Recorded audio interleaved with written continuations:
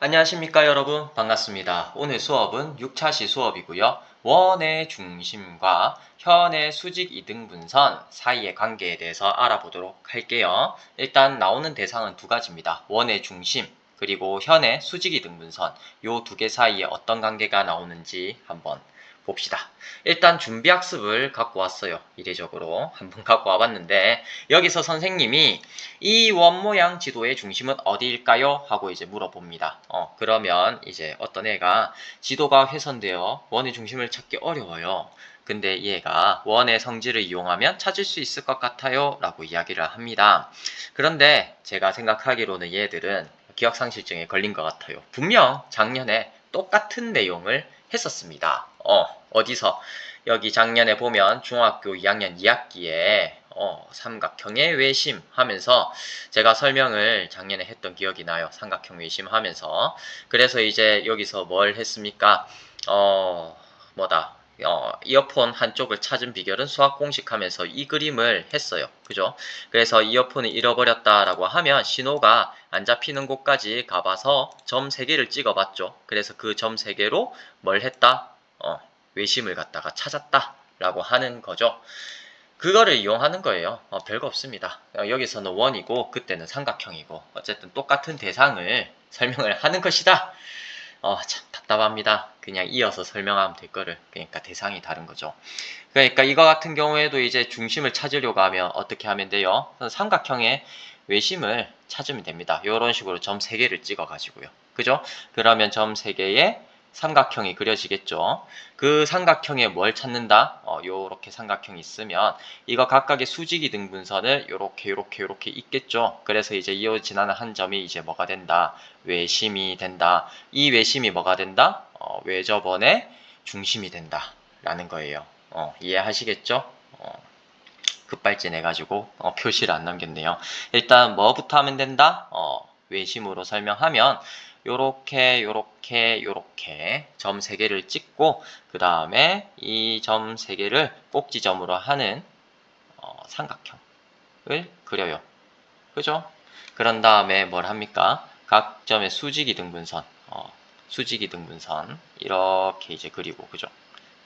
이런 대충 하면 요쯤 되겠나? 요런 식으로 되겠죠? 수직이등분선 요렇게 이제 해서 이제 만나는 점, 요 점이 이제 뭐가 된다? 외심이 된다. 외심. 이제 수직이등분선은 한 점에서 만난다. 세변의 수직이등분선은 한 점에서 만난다. 했었죠? 그죠? 그래서 이제 이렇게 하면 되는 건데, 그럼 여기서 이하가 말하는 원의 성질은 뭘까요? 삼각형에서는 변이었던 게 이게 이제 삼각형일 때는 대상이 변이었죠. 똑같은 대상인데 원의 입장에서 보면은 이게 뭐죠? 원의 입장에서 보면 이게 현이죠. 그죠?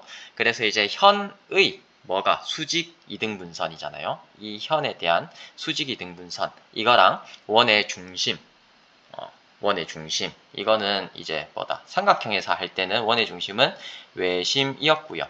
현의 수직이등분선은 삼각형의 한 변의 수직이등분선 이라는 말입니다. 그래서 어쨌든 작년에 했던 걸 이제 또 하는 거다라는 거예요. 무슨 말인지 아시겠죠? 그러니까 원의 중심, 그러니까 원의 입장에서는 중심이랑 현의 수직이등분선인데 똑같은 대상을 삼각형에서 하면 그 삼각형의 외심이랑 삼각형 한 변의 수직이등분선에 대한 이야기다. 라고 이제 정리를 하면서 이제 작년에 이제 했던 거 한번 준비하는 학습을 같이 해보도록 합시다. 자, 다음을 오른쪽 원 O에 나타내세요 라고 했습니다. 일단 호 AB 라고 하는 것은 A와 B를 끝점으로 하는 호죠. 호라고 하는 것은 원을 이렇게 이제 둘레로 가는 요 선을 호라고 합니다. 그래서 호 AB를 표시를 이렇게 이제 표현을 하죠. 그죠? 이것을 우리는 호 AB 라고 합니다. 그 다음에 현 CD라고 합니다. 현 CD는 C와 D를 끝점으로 하는 선분, 이 선분을 갖다가 우리가 뭐라고 합니다. 현 CD라고 해가지고 이렇게 이제 표시를 하죠. 현 CD 라고 합니다. 그러니까 현은 선분이고 호는 이제 뭐다? 원의 일부분. 원의 일부분. 이것을 갖다가 우리가 호라고 하고요. 현이라고 하는 것은 이제 선분이다 라고 이제 이해를 하시면 되고, 부채꼴 BOC라고 함은 이제 여기서 나타나기로 다른 색깔로 할게요. 요게 요 도형 이걸 갖다가 우리가 부채꼴 BOC라고 이제 합니다. 그러니까 B와 O와 C를 이제 꼭지점으로 하는 부채꼴. 이거를 부채꼴 BOC라고 하고요. 이제 마지막으로 호 ADC에 대한 중심각. 이라고 하면 이제 중심각 이 대상은 이제 기준이 되는 게 뭐예요? 호에 대해서입니다. 그러니까 부채꼴에 대해서는 아니에요. 부채꼴에 대한 중심각이라고 안 해요. 그죠? 우리는 뭐라고 한다? 호에 대한 중심각이라고 해요. 요것도 이제 약간의 차이인데. 그래서 이제 부채꼴에 대한 중심각이라고 안 한 이유가 뭐냐면, 이제 부채꼴이라고 하는 것은 도형이에요. 도형. 도형인데 평면 도형 중에 하나인데, 도형이라고 하면 이제 다각형이 뭐였죠? 다각형은 선분으로 둘러싸인 도형을 갖다 다각형이라 했잖아요. 그죠? 그러니까 여기 있는 도형도 일단은 뭐다? 둘러싸인 것이라는 거예요. 뭔 말인지 알겠죠? 그래서 부채꼴 BOC라고 하는 대상은 여기 제가 빗금 칠한 요 부분, 이거를 갖다가 우리가 부채꼴이라고 하지, 중심각이라고 어떻게 저떻게 잘은 안 합니다. 알겠죠? 그래서 이제 호에 대한 중심각이라고 해요. 알겠죠? 중심각이라고 말하는 것은 호에 대해서 한다 라는 것까지도 이제 정리를 하셨으면 좋겠고요. 그래서 이제 호 ADC 에 대한 중심각, 그러면 이거는 이제 뭘 말하겠습니까? 야, 지우면 안 될 것까지 지었네요. 자, 됐다. 다른 색깔로 한번 표시를 해보면, 자, 호 ADC 이거를 갖다 표현하기로 ADC 요렇게 나타내고요.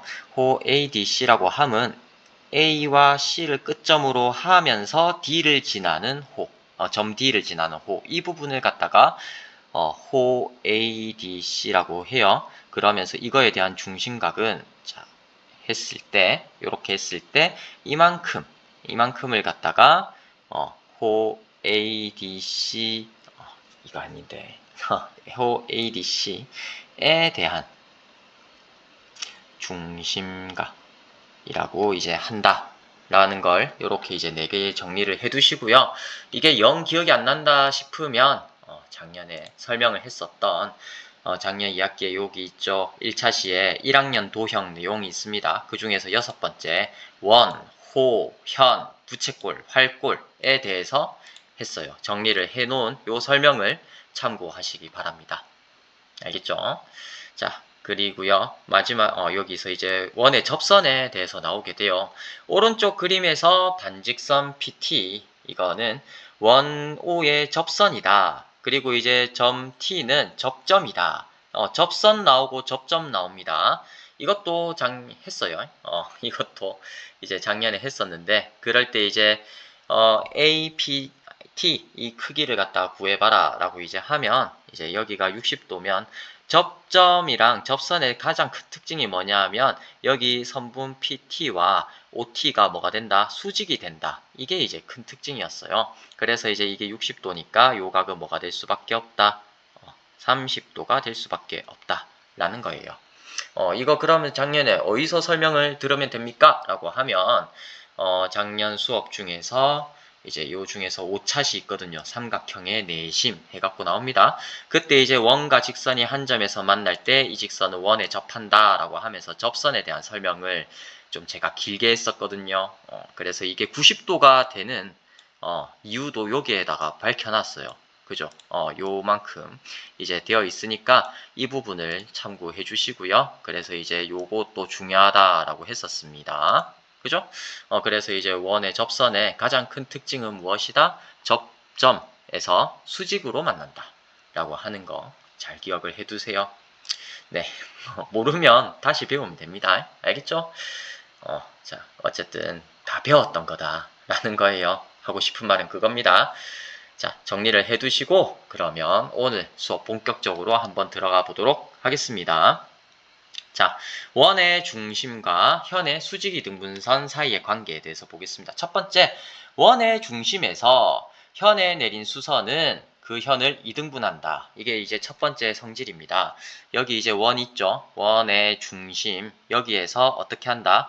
이 AB 현에다가 요렇게 수선을 내렸습니다. 그래서 이제 요 점을 M이라고 할게요. 수선의 발을 M이라고 하면 이 M은 뭐가 된다? AB를 수직하고 이등분을 하게 된다는 거예요.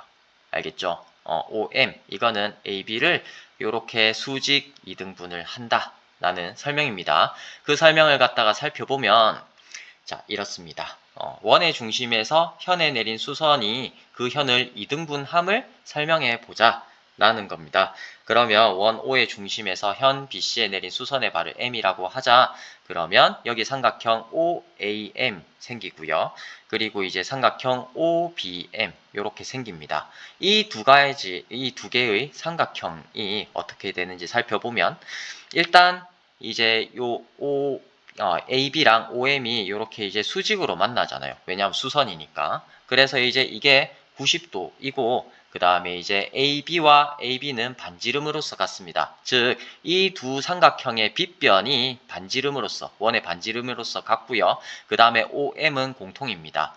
직각 삼각형에서 빗변의 길이가 같으면서 다른 한 변의 길이가 같은 건 우리가 이제 RH,S 합동이라고 하잖아요. 그죠? RH 합동에 의해서 이제 뭐가 된다? 요 두 가지의 삼각형은 합동이 되니까 따라서 AM의 길이랑 MB의 길이랑 같게 된다. 라고 해서 이제 뭐가 됩니까? 여기 있는 OM은 AB의 수직이등분선이 된다. 라고 하는 게 이 첫 번째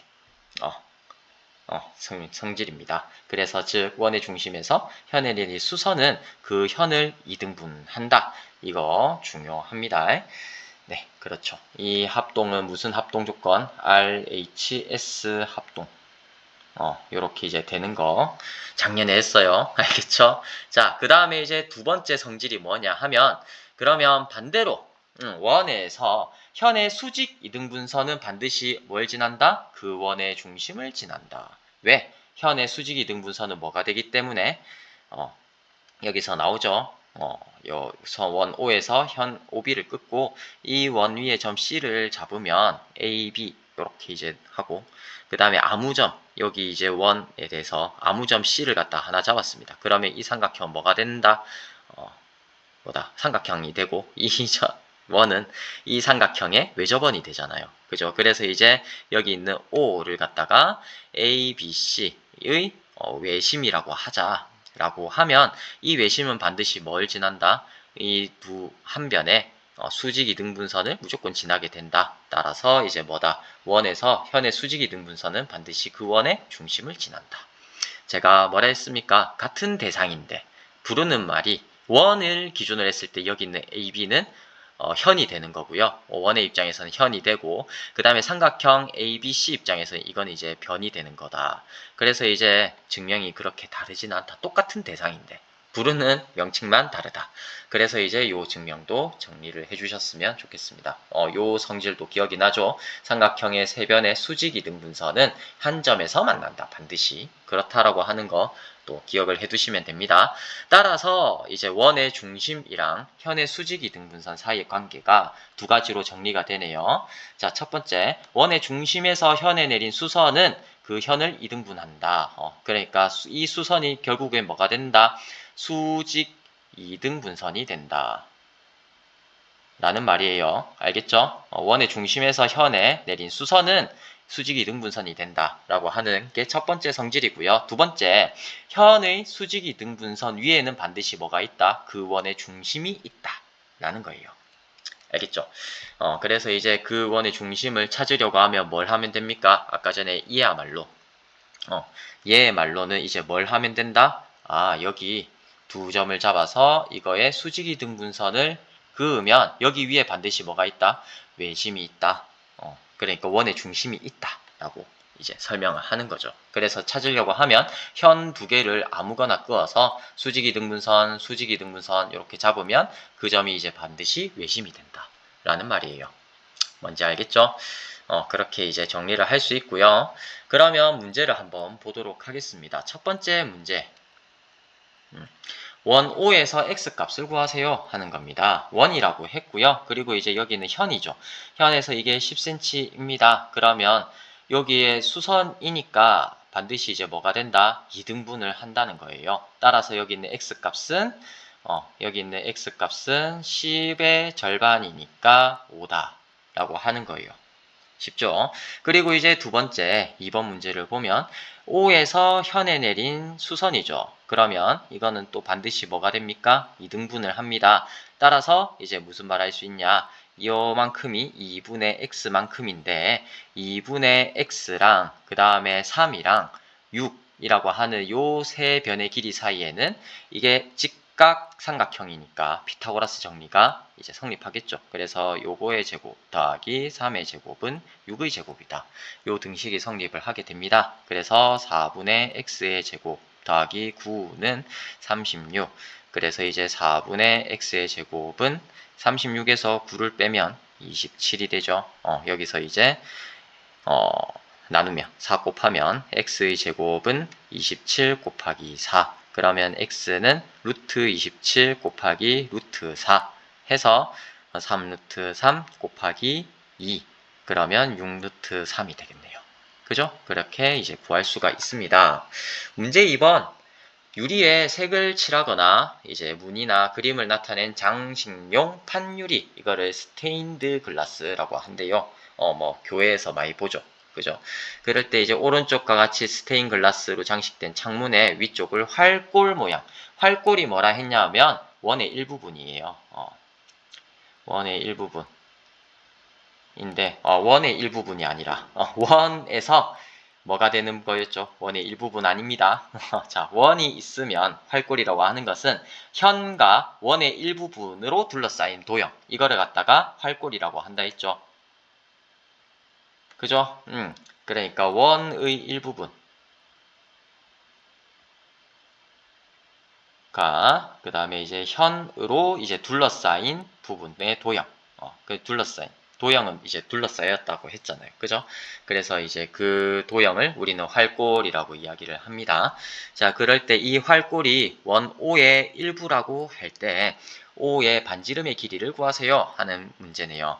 일단 여기 있는 것 떼와 보면 여기 있는 조건 220cm, 50cm 떼오면 이런 모양이 되겠네요. 요렇게 이제 호가 있고요. 그 다음에 이제 현이 있습니다. 요 높이만큼이 이렇게 이제 원이 있다라고 하면 이 정도면 나름 준수하네요. 자, 원의 중심을 O라고 할게요. 그럴 때 요렇게 이제 반지름이 있고 이만큼이 이제 50이라고 되어 있습니다. 그리고 이제 현에 대해서는 이게 이제 수직으로 만나죠. 그죠? 현에 대해서는 요 이제 반지름이 요 끝까지 이제 갔을 때 반지름이 요 수직으로 만납니다. 그렇게 이제 될 때 요 길이만큼이 220cm라고 했으니까 요 절반은 110만큼이 되겠죠. 그래서 이제 요런 뭘 얻게 됩니까? 직각삼각형 하나를 여기서 이제 얻게 됩니다. 그래서 이제 요 높이는 요 반지름을 스몰 r이라고 하면 이제 요 스몰 r 마이너스 50이 되겠죠. 그러면 요 직각삼각형에 대해서 이제 반지름의 길이 r이라고 하면 어떤 등식이 성립하게 된다? r의 제곱은 110의 제곱 더하기 r 마이너스 50의 제곱. 참 쓸데없이 숫자가 크네요. 어쨌든 이걸 갖다 계산을 해주면 되겠죠. 반지름의 길이를 구해봅시다. 2차 방정식이 되고요. 그래서 이거를 계산해보면 뭐다?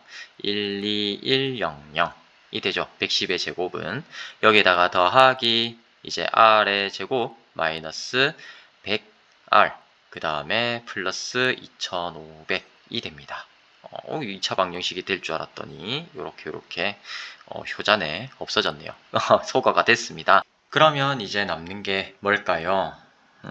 100r 여기를 갖다가 좌변으로 이항시켜 보겠습니다. 그러면 100 R은 12100 더하기 2500 이렇게 이제 되고요. 우변을 정리해주면 00 그 다음에 6, 4, 1 이렇게 되네요. 그래서 이제 100 이만큼 이제 약분이 되면 따라서 이제 R은 얼마다? 146 이렇게 이제 된다라고 이제 볼 수가 있습니다.